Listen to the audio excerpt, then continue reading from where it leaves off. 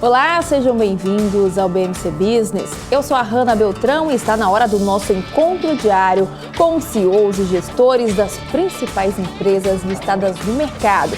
Uma ótima oportunidade para conhecer as iniciativas empreendedoras, os resultados e as prospecções dessas companhias. E você, é claro, é sempre o nosso principal convidado para essa conversa, que hoje é com o Odivan Carlos Carganin, CFO da Irani. Mas antes, vamos conhecer um pouco mais sobre o grupo.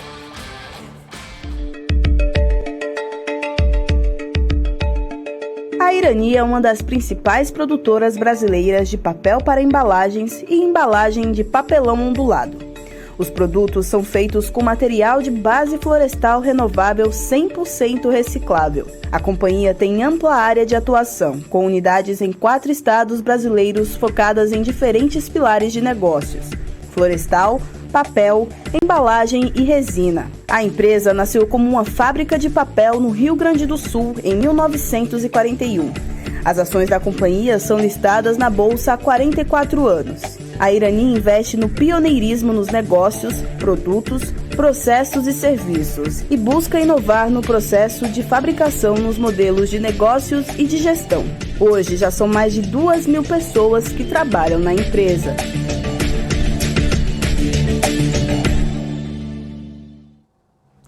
E você quer participar mais e quer saber um pouco mais também sobre a história da Irani? Participe mandando perguntas agora no nosso chat. Mande a sua pergunta aí para o Odivan Carlos Carganin, CFO da companhia.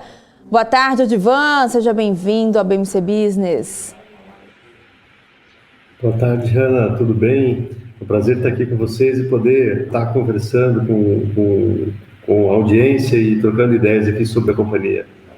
O prazer é todo nosso. Vamos começar então. O mercado do papel e celulose balançou ao longo do ano e criou valuations desafiadores para as ações do setor, né? As projeções de que nos próximos 3 anos a oferta de celulose vai ser maior que a demanda é um ponto de atenção para o investidor. O que você diria para ele sobre esse cenário e também o possível impacto sobre as empresas de papel? Bom, acho que o primeiro ponto a deixar claro aqui é que o setor de papel e celulose ele é entendido de uma maneira macro, mas as empresas têm dinâmicas diferentes.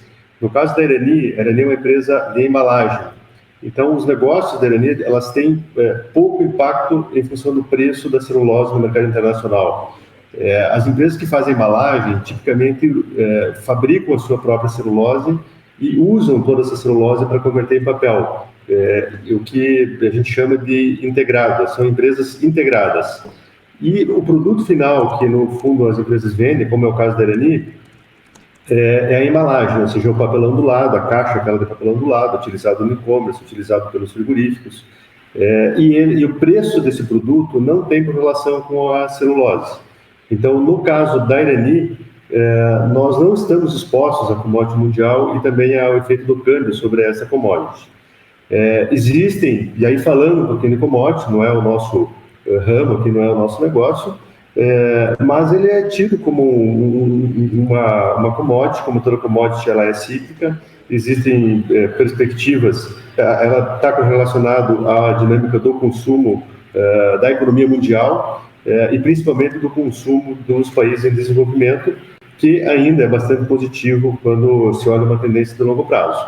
Mas, de novo, e aí até para deixar um pouco mais claro, a Suzano é uma empresa brasileira, a maior empresa do mundo que faz celulose, e tem esse posicionamento, esse produto que é a celulose e venda no mercado internacional.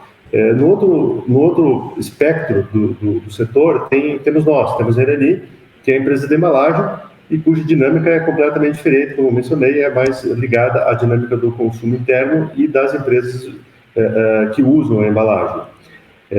Então, apesar de estar no mesmo setor e ambas fazerem celulose, a dinâmica dos negócios são bastante diferentes e é até importante para o investidor entender, porque o trigger, o driver do business, ele é diferente entre uma empresa de celulose e uma empresa de embalagem.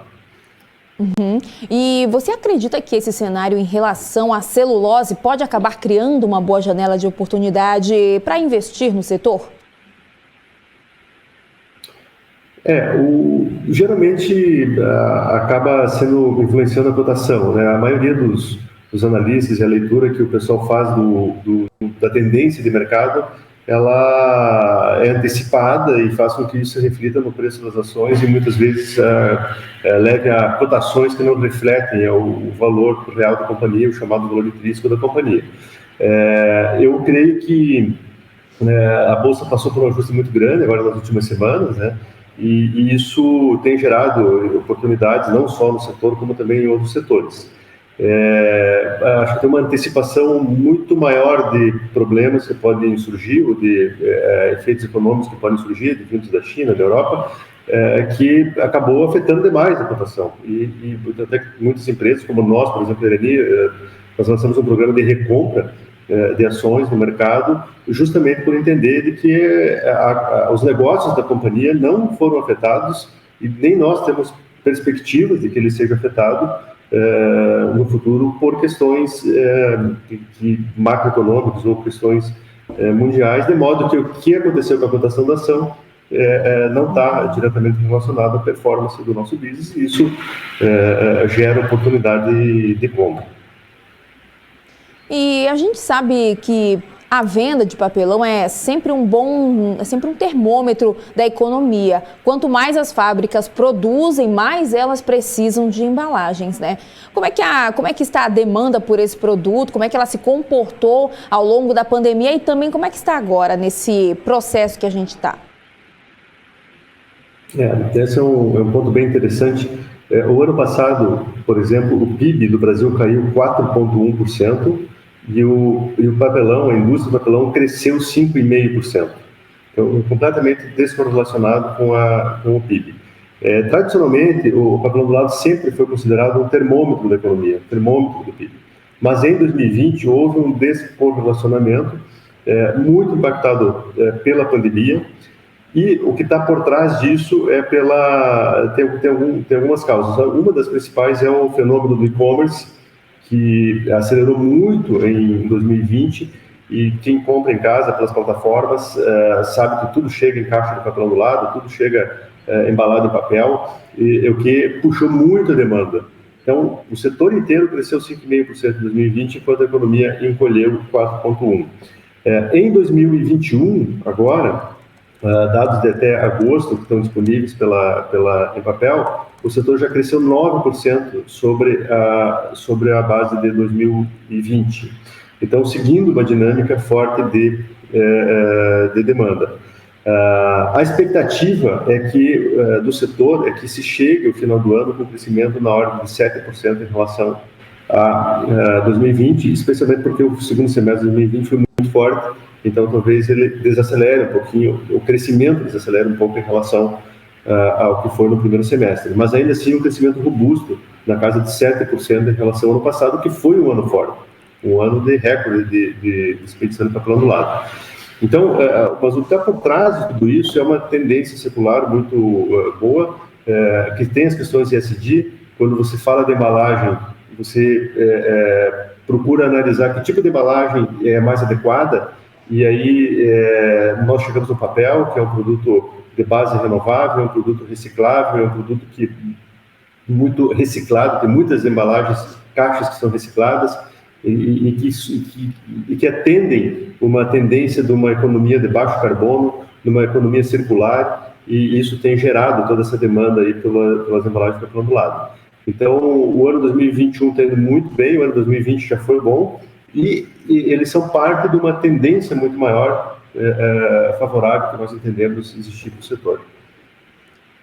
E, Odivan, durante a pandemia a gente viu um boom no e-commerce, né?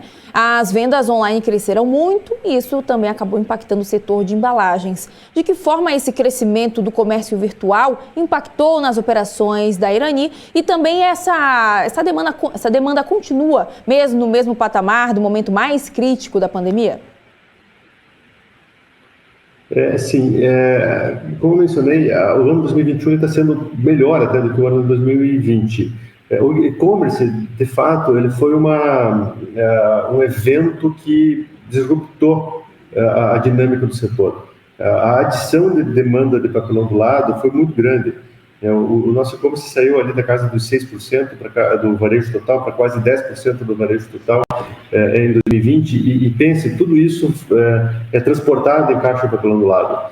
Então, só que a tendência do e-commerce também é crescer ainda mais. Chegar a 15% até o ano que vem, onde você tem Estados Unidos com taxas acima de 20%, China 30%.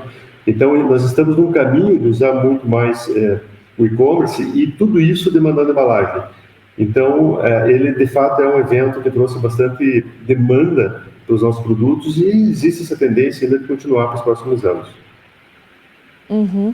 E durante a pandemia, né, ainda falando um pouquinho sobre isso, vocês comentaram sobre a possibilidade de exportar um pouco mais, um pouco menos, para fazer a gestão de rentabilidade da empresa e compensar uma eventual queda no mercado interno, principalmente no segmento do papel. Foi necessário fazer essa manobra? E, na prática, como é que vocês fazem essa calibragem e como essa possibilidade traz benefícios para a companhia?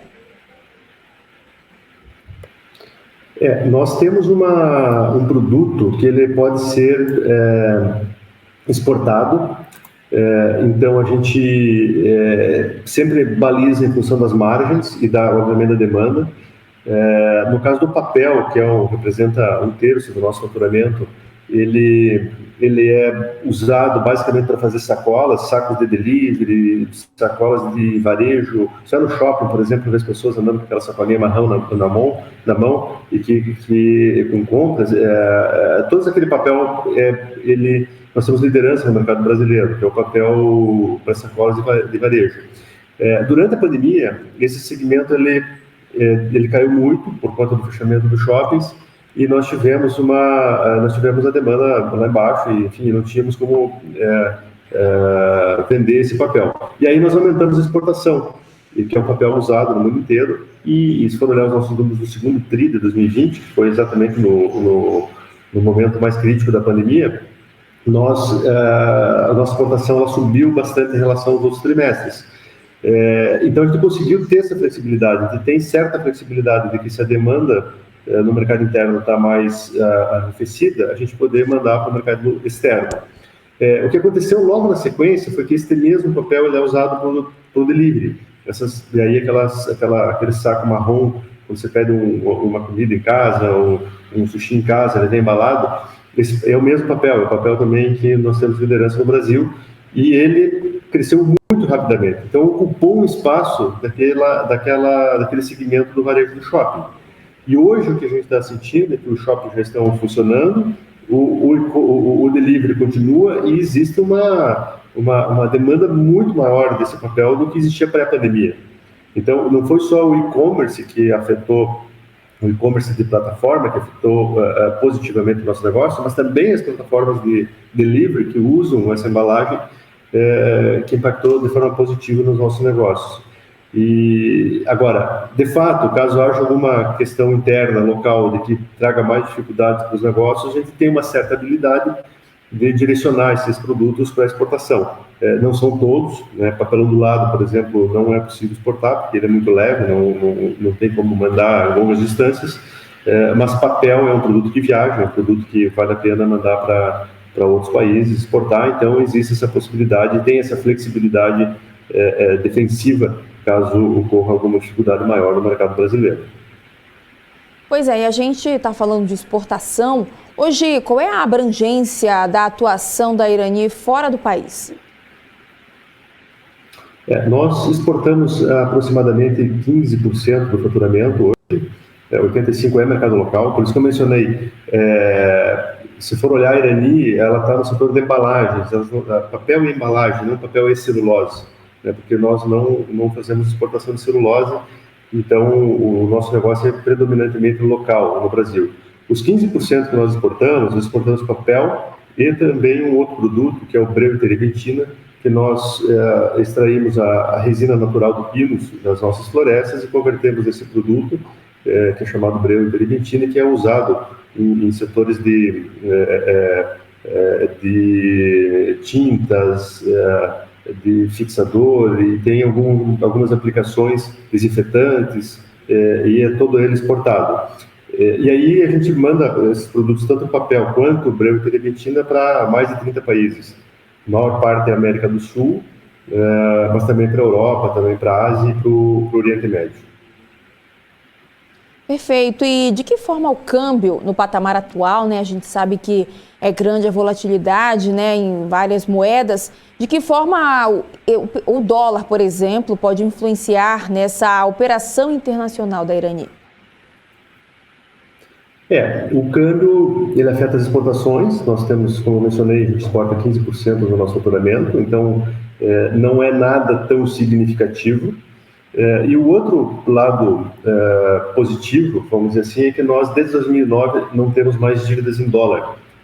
Nós temos um endividamento muito baixo, da ordem de 0,7 vezes dívida líquida EBITDA, e todo ele, 97% dele, em moeda local, em reais.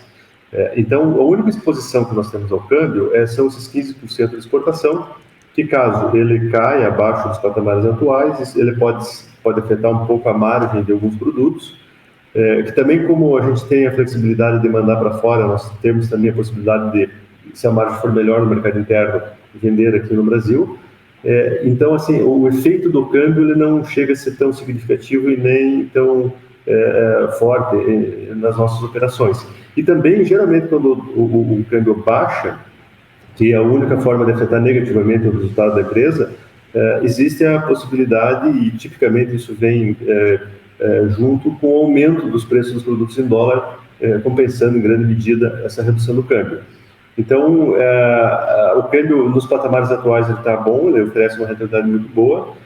Ele caindo para 4,50, por exemplo, também permanece num patamar muito favorável, e ainda assim com a possibilidade de aumentar preços em dólar dos nossos produtos, que não são commodities, são produtos de nicho, e que a gente consegue ter a habilidade de repassar reajuste de preços em cenários como esse. Então, essa é uma grande diferença também, como eu mencionei, das demais empresas do setor, porque a Irani, basicamente, a sua moeda funcional é o real, então ele não tem dívida em dólar, 85% do faturamento é em reais. Isso dá muita estabilidade no resultado da empresa. Se for olhar o lucro líquido, ele é muito estável, muito previsível, dá muita estabilidade na distribuição de dividendos, de acordo com a política de dividendos que nós temos, o que torna bastante previsível o resultado e muito previsível o payout de dividendos para os investidores. Uhum. E ainda falando, né, sobre isso, de olho no mercado internacional, queria saber se vocês têm planos de fazer M&A lá fora, qual é também a estratégia de crescimento de vocês fora aqui do país?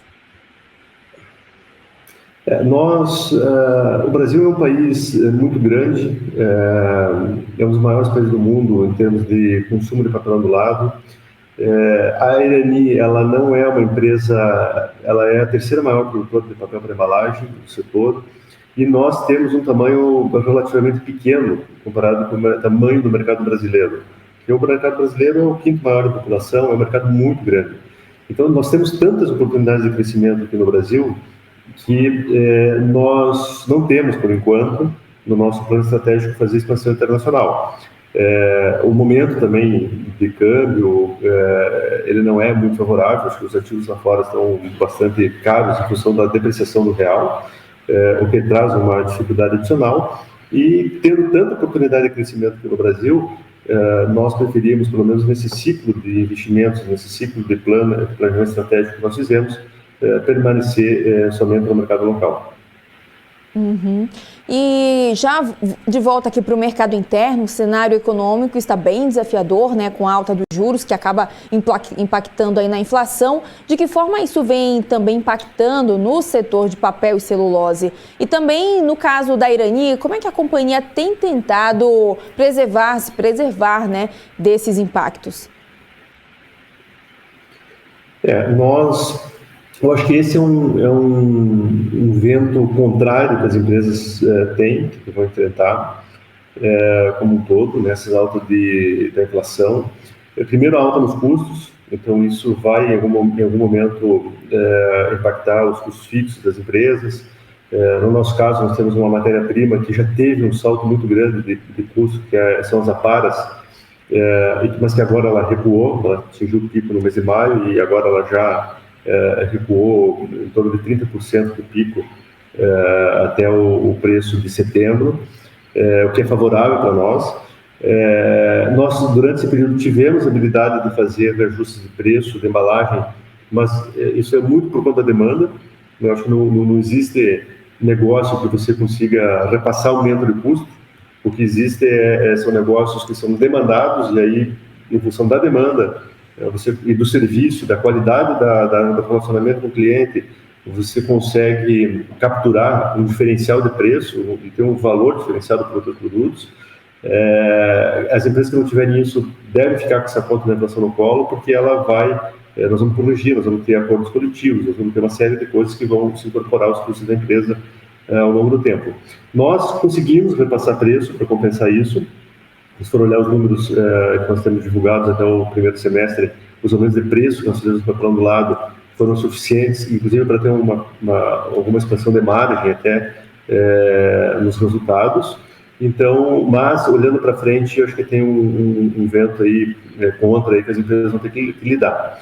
E, obviamente, tem também a questão dos juros, que você mencionou.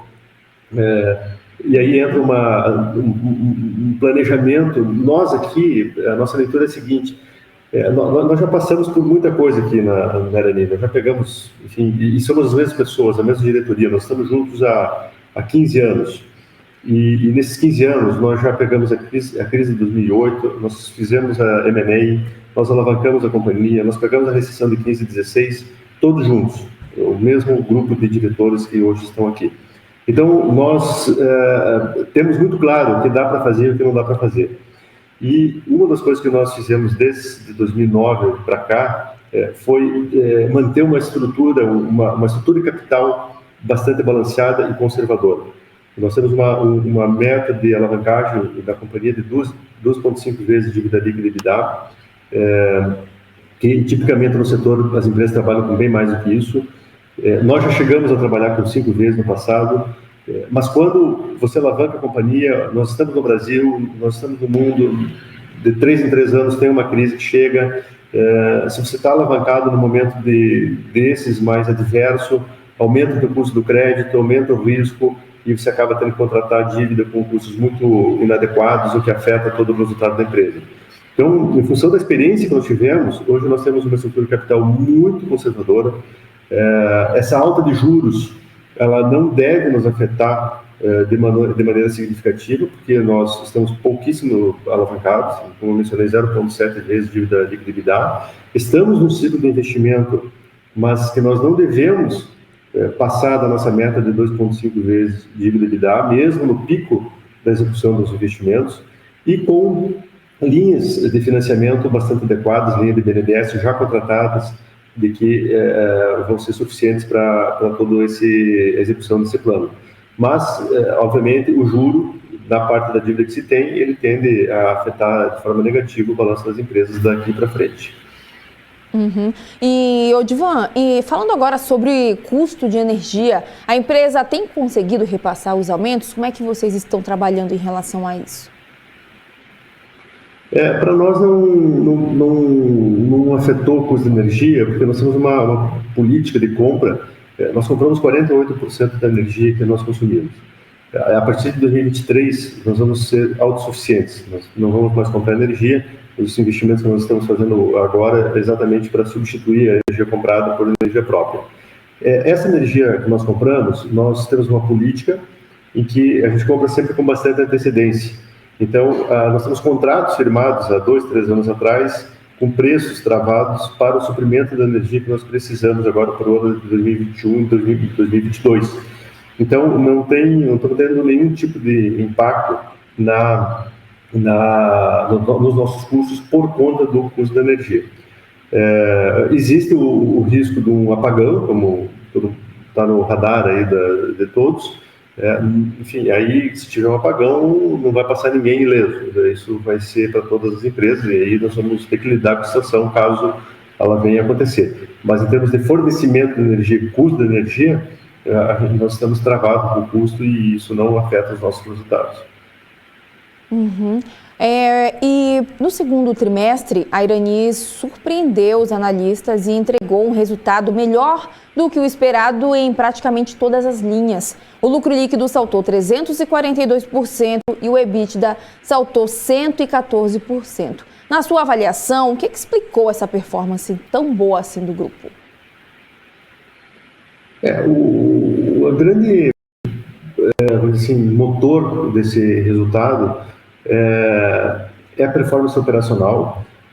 Nós conseguimos ter uma habilidade de repassar preços dos produtos de maneira suficientemente para compensar o ajuste de custos que nós tivemos, especialmente da Paras.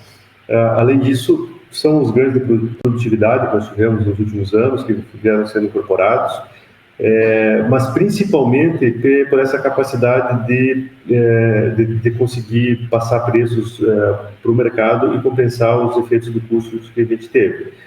O resultado do segundo TRI, também é importante frisar que ele está comparado, esses números que você mencionou, com o segundo TRI de 2020. E no segundo TRI de 2020, nós não tínhamos ainda feito o nosso IPO, que aconteceu em julho de 2020. Então, o segundo TRI de 2020, ainda nós tínhamos uma despesa financeira mais elevada, nós tínhamos algumas métricas do balanço que são de pré-IPO. Então, a comparação ela acaba não ficando precisa. Mas, de fato, o resultado da empresa no segundo TRI foi muito positivo. E, assim, é por conta do resultado operacional. E o que está por trás de tudo isso é a demanda para os produtos. Como a gente comentou antes, a demanda pelo papel ondulado, a demanda pelo papel para delivery, a demanda por embalagem, como todo, ela está bastante forte.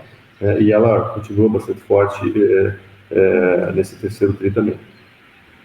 Perfeito. E a demanda e as margens atuais acompanham os níveis do primeiro semestre? Sim, a gente não teve nenhuma mudança estrutural acontecendo, ou seja, a demanda ela continua.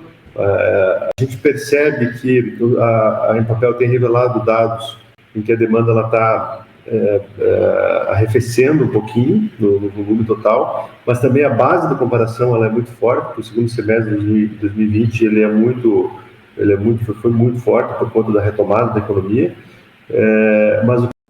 Mas como nós também temos uma participação no mercado de papel ondulado que não chega a ser... O mercado é muito pulverizado, os fabricantes de papel ondulado são vários no país, então nós não temos sentido nenhum tipo de dificuldade em colocar toda a nossa produção. Pelo contrário, ela continua bastante forte. Nossa carteira de clientes é bem diversificada também, isso é uma outra estratégia que a gente tem, de não concentrar em alguns clientes e ter vários clientes bastante diversificados, que também facilita o dia a dia das vendas para preservar margens e para não ter perda de volumes. E tem pergunta aqui ainda falando sobre os resultados, o nosso telespectador Wendel Silveira perguntando o seguinte: há perspectivas de resultados ainda melhores? A gente não pode falar aqui de perspectiva de resultados, né, por conta da regulamentação da CVM, mas o que a gente pode dizer é que as questões seguem positivas, né? Não teve nenhum evento diferente que aconteceu em relação ao segundo trimestre. Então, para quem acompanha o setor, vê os dados de demanda, vê dados de custo da Paras que são públicos, divulgados pelo boletim da Angut, a Paras caiu.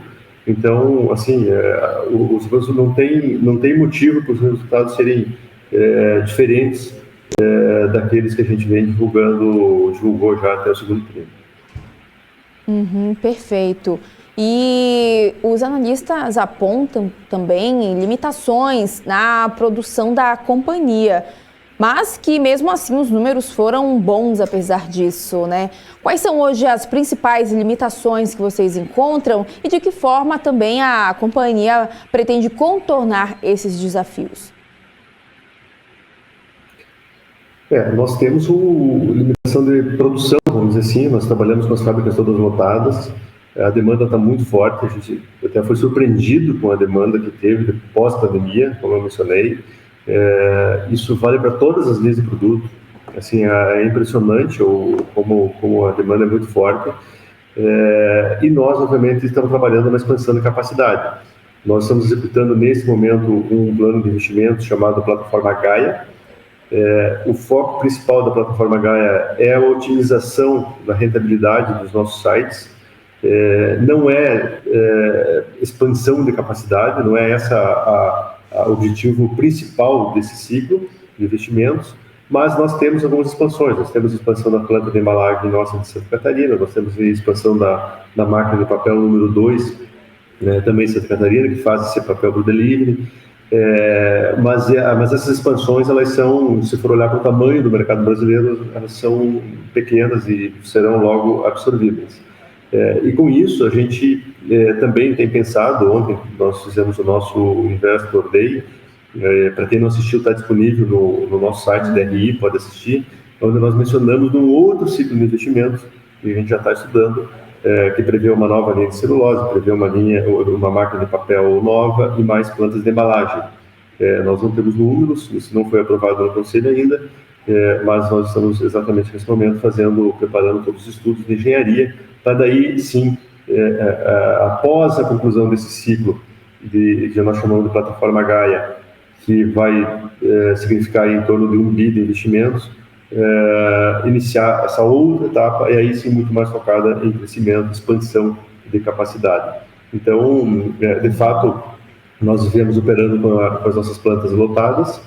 O que acontece nessa situação é que a gente consegue escolher melhor as vendas e, com isso, prestigiar margens melhores, o que acaba refletindo nos resultados trimestrais que a gente vem divulgando. Perfeito. Tem mais uma pergunta aqui do Carlos Henrique agora, falando primeiramente, ele quer saber, na verdade, se a Irani tem perspectivas de abrir novas fábricas em outros estados. Como eu mencionei, nesse ciclo pós-Plataforma Gaia, que eu diria que ele seria executado após 2023, até 2023 nós estamos focados em entregar o investimento que já foi aprovado, já foi anunciado. Após 2023, que nós já estamos trabalhando na engenharia hoje, sim, ele prevê novas plantas de embalagem e a planta de uma nova máquina de papel. Essas novas plantas de embalagens, é muito provável que a gente vá para outros estados e atender outros mercados. Então, essa é uma das ideias nossas para esse plano de expansão de capacidade. E falando um pouco agora sobre a taxa de capacidade produtiva, qual é a atual ocupada, assim, da companhia? Eu queria que você falasse um pouquinho sobre isso. O setor, assim, a máquina de papel, ela roda 24/7, ela não para. E todas as máquinas estão funcionando 24/7. As paradas que tem são as paradas de manutenção programadas, paradas necessárias. Então, dá para se dizer que da capacidade produtiva líquida de papel, ela está operando a 100%. As plantas de embalagem, elas têm uma característica um pouco diferente, em que nós temos que nos comprometer com vendas, levando em consideração o pico da capacidade. Mas, nos últimos meses, a demanda está tão forte que as embalagens também estão operando na capacidade cheia. Ou seja, nós não temos plantas, nenhuma das plantas estão com capacidade ociosa. Todas elas estão operando na sua capacidade integral, obviamente descontando aqueles tempos de parada programada, tempos de manutenção que são necessários. Então, como eu mencionei antes, a gente está num momento muito positivo de mercado, porque a demanda está muito forte e de fato, o que a gente está tentando fazer até é antecipar um pouco alguns projetos que nós temos, tipo o Gaia 2, que é uma ampliação da planta de embalagem Santa Catarina, para atender justamente essa demanda que vem surgindo e que a gente, por vezes, até não consegue atender por conta de não ter capacidade. Uhum. E um outro ponto destacado sobre a companhia foi o projeto Gaia. Alguns analistas apontam que ele pode destravar mais altas das ações. Explica para a gente agora como é que esse projeto, em que fase ele está também e a expectativa da companhia em torno dos reflexos em relação ao resultado operacional. Nós chamamos de plataforma Gaia. A plataforma Gaia, ela tem 3 ciclos dentro para organizar um pouquinho aqui o raciocínio, né? A plataforma Gaia, então, ela tem o objetivo de otimizar as plantas atuais, a empresa ESIS. E ela tem 3 pacotes, que nós chamamos de 3 ciclos. O ciclo 1 são investimentos de 883 milhões de reais e é composto por 5 projetos. O ciclo 2 são 4 projetos e que tem um investimento de 70 milhões de reais. E o ciclo 3 são mais 2 projetos que nós não temos ainda os valores, não ser aprovados ainda no Conselho. O ciclo 1 e o 2 já foram aprovados, então nós temos 953 milhões aprovados no Conselho. E basicamente o que esses investimentos da plataforma Gaia eles buscam é a expansão de margem, a melhoria da rentabilidade da empresa em cima do site atual. Então, o que a gente pretende ter quando os projetos entrarem em operação é uma rentabilidade maior. Nós vamos enxergar uma expansão de margem EBITDA, uma expansão de margem líquida, como fruto do retorno desses investimentos que estão sendo feitos. Não necessariamente vai ser no top line, porque a expansão de vendas ela não vai ser tão relevante, mas o impacto maior vai ser nas linhas de resultado, porque nós teremos redução de custo, o que vai impactar, então, o EBITDA e o lucro líquido. E a partir do momento que esse ciclo estiver consolidado, a empresa vai estar operando com uma das melhores margens do mercado, com uma posição muito diferenciada. Hoje, na verdade, nós já temos uma das melhores margens do mercado e ainda, sem contar com os benefícios desse projeto, né, acho que o que os analistas estão dizendo é o seguinte, eles estão analisando a empresa as is, a empresa hoje, sem considerar o retorno da plataforma Gaia. Então, só que a plataforma Gaia, ela vai entrar, os projetos vão entrar, o startup, em 2023. Então, nós estamos há 2 anos desses projetos entrarem. E quando eles entrarem, eles vão adicionar uma quantidade de EBITDA que vai proporcionar um crescimento da rentabilidade da empresa. E isso não está nos modelos, isso não está na precificação, isso não está ainda nos target price dos analistas, porque eles enxergam um ano, quando se olha o target price, sempre com um ano de horizonte. Então, existe o target price, mas além disso, à medida que o tempo passa e esses projetos começarem a entrar em operação, vai começar também a aparecer mais geração de caixa e isso vai se refletir também nos target price dali para frente. Então, a empresa está performando super bem hoje, está numa condição super favorável e ainda vai ter como upside todos os retornos dos projetos que está executando. Uhum. E, Odivan, em junho vocês lançaram uma embalagem de papel com tecnologia antiviral, antibacteriana e também antifúngica. Como é que ela tem sido vendida, como é que ela tem sido aceita no mercado e qual é o potencial esperado também para esse tipo de produto na receita da Irani? Na pandemia, o que ficou muito claro são as questões de higiene. Independente do coronavírus, da Covid, enfim, o que ficou muito evidente foi de que as pessoas precisam melhorar as condições de higiene. E uma das questões, então, que surgiu como tendência é justamente as embalagens adequadas para contato com o alimento, adequadas para preservação da saúde das pessoas. Então, essa embalagem que nós fizemos, ela tem esse propósito. Não necessariamente para o coronavírus, ela foi feita para, até porque se discutiu bastante se transmite ou não transmite por embalagem, por superfície, a gente sabe que não tem uma transmissão por superfície, então não é esse o objetivo. Mas ela tem muitas outras propriedades de ser antibacteriana, antifúngica, e que tem muitas aplicações para o delivery, por exemplo, que é uma embalagem que transporta comida. Nós temos uma liderança num segmento de papel, que é aquele saquinho de pão, né? Quando você vai na padaria, tem aquele saquinho marrom que o pessoal coloca o pão dentro, ou serve um lanche. Aquele papel nós temos liderança no mercado brasileiro e ele entra em contato direto com o alimento. É um papel que tem que ter sido feito com boas práticas de fabricação e que essa tecnologia vai ajudar nesse aspecto. Então, hoje ele está bem incipiente, está começando as vendas desse papel, já tivemos vendas, estão expandindo mas ainda num volume pequeno, num volume que não é relevante a ponto de ser considerado como contribuindo lá para o top line da empresa, para a linha de faturamento. Mas a perspectiva é muito positiva, tá? A gente está bem animado com esse produto. Perfeito. E o que pesou na decisão de investir em uma embalagem como essa? Se vocês também têm planos para lançarem novos produtos, se você pode falar, se não puder não tem problema, mas pode falar um pouquinho mais sobre isso. A gente tem planos de lançar vários produtos. Acho que nós temos uma equipe de desenvolvimento dos nossos produtos bastante robusta, nós temos uma série de mecanismos de inovação, até posso falar um pouquinho sobre isso.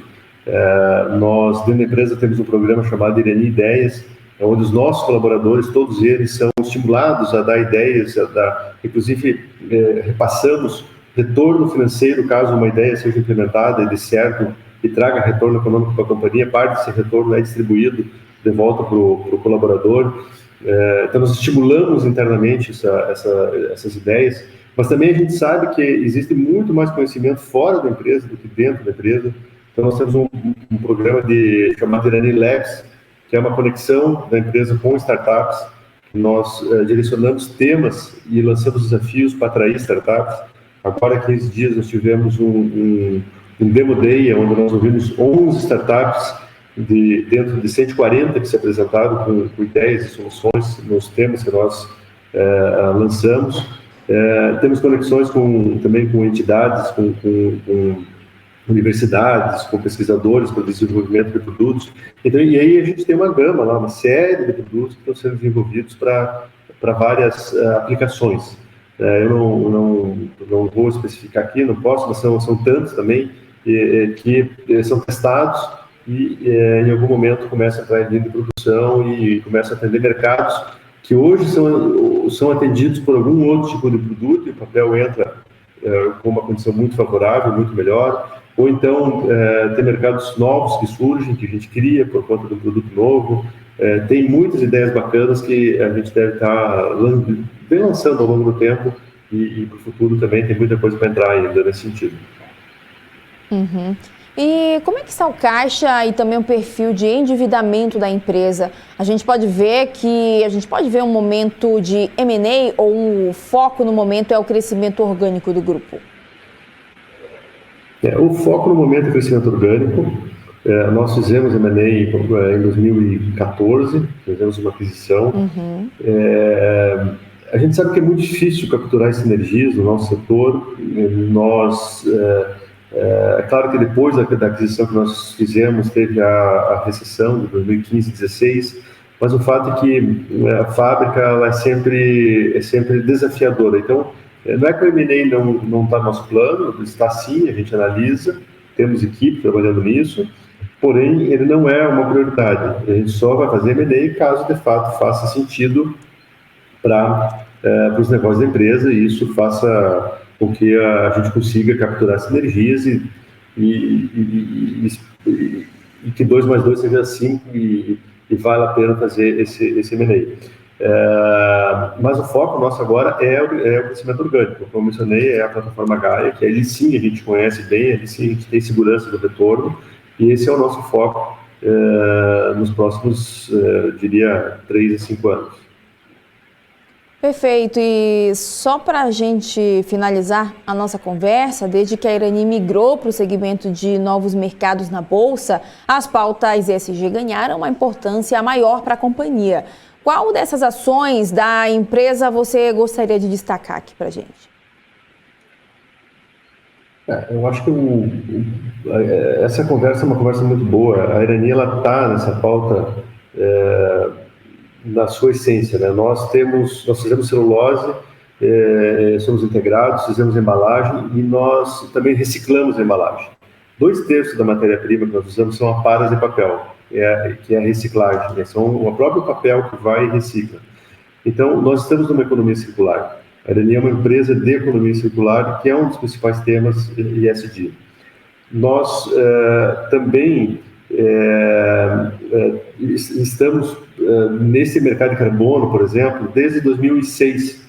Nós tivemos o primeiro projeto de carbono aprovado na ONU, vendemos carbono no mundo inteiro, vendemos para Shell, para Cargill, já monetizamos mais de 17 milhões de reais com venda de crédito de carbono. Para nós não é um assunto novo, é um assunto já de mais de 10 anos que nós estamos vendendo crédito de carbono. Agora que esse assunto veio mais em discussão e está sendo tratado, mas ele já existe no mundo, né, e nós participamos desse mercado. Acho que nós divulgamos o relatório de sustentabilidade há 15 anos, né, e não é o fato de divulgar o relatório, mas o relatório, pela metodologia que ele tem, você é obrigado a estabelecer metas. Meta de redução do consumo de água por tonelada produzida, meta de redução de consumo de energia por tonelada produzida. Então, tem uma agenda de sustentabilidade que ela vem acontecendo na empresa há 15 anos. E isso, as ações são inúmeras dentro da companhia. Então, eu digo o seguinte, a Irani ela é uma empresa que ela está inserida nessa tendência secular do ESG. Ela não é por acaso, quando você fala assim, mas por que a demanda por papelão do lado está tão forte em 2020 e 2021? Se você for olhar o que está por trás de tudo isso, é uma pauta ESG.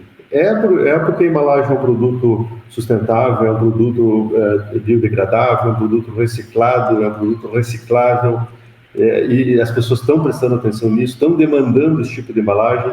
Então é uma pauta ESG que ela está andando, ela já está sendo executada. E a Irani, por estar inserida nessa tendência, já está se beneficiando. Os resultados que nós vemos da Irani hoje, em boa medida, são em função desse posicionamento, dessa inserção da empresa nessa tendência circular chamada ESG. E eu acho que ela só vai fortalecer ainda mais, porque é irreversível. Nós estamos no começo dessa tendência e eu acho que tem muito ainda a se beneficiar. Existe muito que daria para falar aqui, desde investimentos em pessoas. A Irani é uma empresa great place to work, então você pode, as pessoas que trabalham conosco, trabalham porque gostam, produzem mais, estão satisfeitas. A Irani é uma empresa atrativa para quem trabalhar aqui, as pessoas têm orgulho da empresa, e tudo isso é pauta ESG. É claro que temos, por exemplo, desafios. Quando você olha mulheres, por exemplo, nós temos hoje 16% apenas do nosso quadro total é composto por mulheres. Nós temos uma meta até 2030 de que esse número vá para 40%. Então, justamente para corrigir essa deficiência, esse desequilíbrio que tem de participação de homens e mulheres na empresa como um todo, pretendemos chegar até 50% de mulheres nos cargos de liderança até 2030. Então, a pauta ESG é uma pauta que ela está permanentemente em execução, e ela é muito positiva quando você olha do ponto de vista de negócio para a companhia. Perfeito. Esse, então, foi o Odivan Carlos Cargnin, CFO da Irani. Odivan, queria agradecer muito a sua participação aqui no BMC Business. Eu que agradeço, Hanna. Muito obrigado pelo convite. Estamos à disposição. Os investidores aqui que estão ouvindo, querem saber mais da Irani, por favor, entre no site irani.com.br, ou no site da RI, /RI. Lá tem um Investor Day que foi feito ontem, com muita informação bacana. Temos o time de Irani, da DRI, que está disponível para atender, responder perguntas. E para nós é um prazer enorme estar falando com todos, porque assim, a Irani é um instrumento do mercado de capitais, e tudo que nós queremos é que os investidores apostem na Irani, que a gente possa executar o nosso propósito e contribuir para a melhoria da sociedade como um todo. Muito obrigado pelo convite. Certo. Obrigada, Odivan. Bom, e eu vou ficando por aqui, mas lembrando que você pode acompanhar as notícias do mercado nas redes sociais da BMC News pelo nosso Instagram, @bmc.news, e também pelo nosso portal, com atualização minuto a minuto de tudo que está acontecendo no mercado nacional e internacional, porque você já sabe, só aqui na BMC News você tem informação que gera valor. Até a próxima. Tchau, tchau.